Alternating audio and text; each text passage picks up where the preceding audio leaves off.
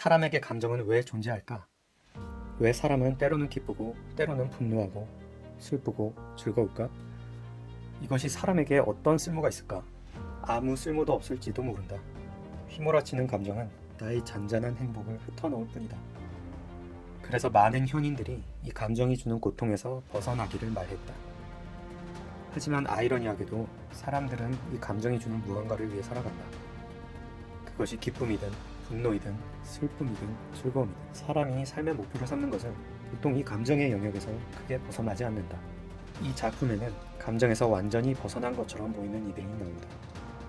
그리고 많은 감정을 느끼는 이들도 나온다. 이 둘 간의 충돌 또는 한 사람 안에서의 이 두 성향의 충돌은 어떻게 그려질까? 이들의 선택이 단순히 자기 자신을 넘어 세계의 운명을 결정한다면 어떻게 될까? 이 이야기에서 마법은 세상의 이치와 신의 섭리를 깨닫는 것으로 표현된다. 마법사들은 수련을 거듭할수록 자연스럽게 인간이 가진 사사로운 감정을 벗어난 존재가 된다.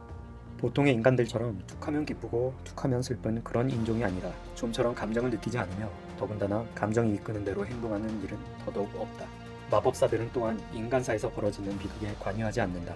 마왕이 쳐들어오든 자기들끼리 전쟁을 하든 그것은 그대로 놔두는 것이 옳다. 파괴는 창조의 또 다른 이름이자 신의 섭리이기 때문이다. 파괴를 두려워하는 것은 지극히 인간적인 감정일 뿐이다.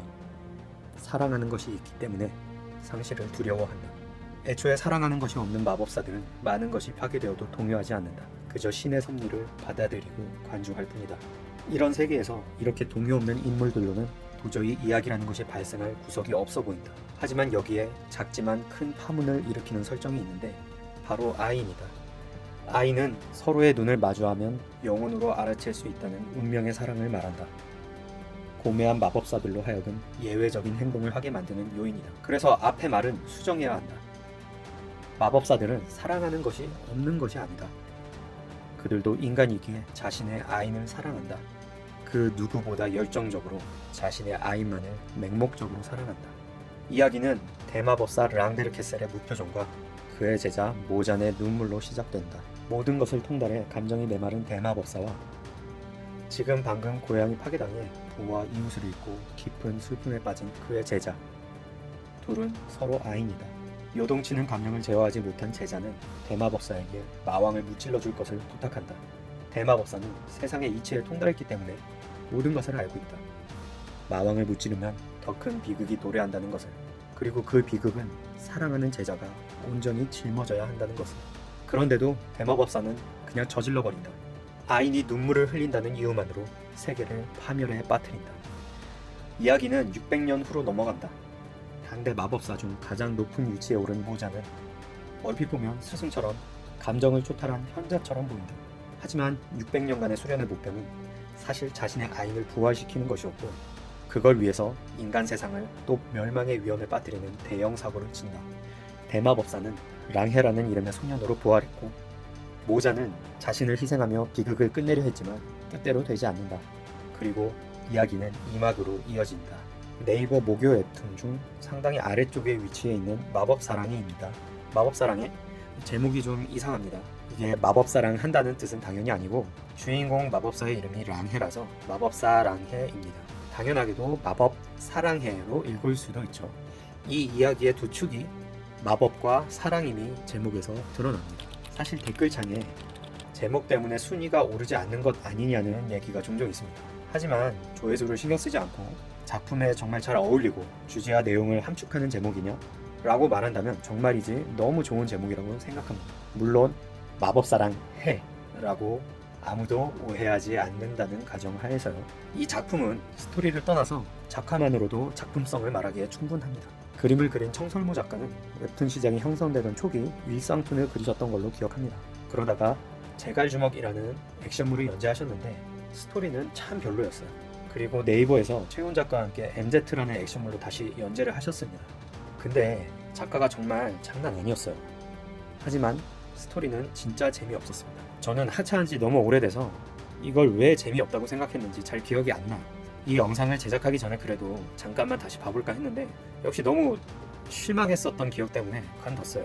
시간도 아깝고 솔직히 돈은 더 아까울 것 같았거든요. 참고로 이와 관련해서 하고 싶은 말이 있는데 마법사랑해에 대한 너무 강한 스포가 될 것 같아요. 넘기실 분들은 넘기세요.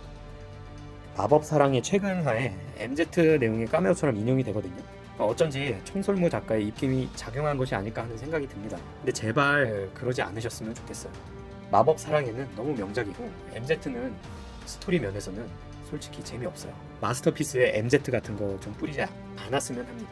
어쨌든 청설모 작가는 최상급의 작가 퀄리티를 갖고 있음에도 불구하고 스토리가 받쳐주지 못하는 것이 항상 독자로서 좀 아쉬웠거든요. 아니 사실 하차하고 나서는 별로 신경 쓰지 않았기 때문에 뭐 항상 아쉬워하고 있는 건 아니었네요. 아무 신경도 안 썼으니까. 어쨌든 이번 마법사랑의 스토리는 너무나도 아름답습니다. 설정만으로도 이렇게 아득함이 느껴지는 판타지를 제가 또 언제 접해봤나 하는 생각이 듭니다. 스토리를 쓰는 분은 명랑 작가입니다. 네이버 웹툰 이전부터 작품 활동을 하셨다는데 솔직히 제가 다른 플랫폼에 익숙지가 않아서 잘 몰라요. 어쨌든 네이버에서는 금붕어라는 작품으로 데뷔하셨고 전후로 여러 작품의 글 작가 혹은 각색 작가로 참여를 하셨어요. 매 작품마다 스토리만큼은 꽤나 호평을 받아왔습니다. 하지만 어쩐지 이게 인기 있는 스토리는 아니었죠. 그래서 인기 있는 작품이 되지도 못했어요. 이분의 이야기는 꽤나 묵직합니다. 가볍게 서사를 이어나가려 해도 그렇게 하지 못하는 묵직함이 있습니다. 이 작가의 이야기를 받아들이려면 가벼운 태도만으로는 힘이 들어요. 그 중량감을 감당할 수 있도록 독자도 좀 몸을 풀고 마음의 준비를 해야 됩니다. 잼민이는 볼 자격이 안 된다는 얘기죠. 잼민이는 좀 짜지라고요. 스토리는 왜 존재할까요? 그러니까 왜 스토리라는 것이 있고 어째서 우리는 스토리의 매력을 느끼는 걸까요? 이런 것들을 탐구하는 사람들이 있거든요. 그리고 그 중에는 해겔의 변증법적 틀을 가져와서 스토리를 이해하려는 사람들도 있어요. 이게 너무 허세가 가득해서 전혀 실용적인 틀이 아닐 것 같다는 생각이 들기는 해요. 하지만 제가 마법사랑에서 느끼는 것이 뭔가 생각하다가 이 변증법적 틀이라는 게 떠올랐어요. 서로 모순되거나 반대돼서 양립할 수 없는 상황이 만들어내는 그 어떤 소용돌이, 변증법적 조건이 충족됐을 때 그것이 저의 마음을 움직였다고 생각합니다. 마법과 사랑, 세상 이 두 가지가 경존한다는 사실만으로도 앞으로 다가올 비극에 벌써부터 가슴이 아프기도 하고 이 합의점에서 만나게 될 카타르시스를 기대하게 되기도 하고 뭐 그렇습니다. 저처럼 이 작품을 사랑하는 독자들 중에는 제목에 불만 있으신 분들이 꽤 있을 것 같아요. 하지만 내가 작가라면 나라도 이렇게 짓고 싶었을 겁니다. 가장 초연할 것 같았던 마법사들의 휘몰아치는 감정, 이 모순이 이 이야기의 시작점이 되니까. 그러니까 제목이 마법 사랑의 일 수밖에 없죠.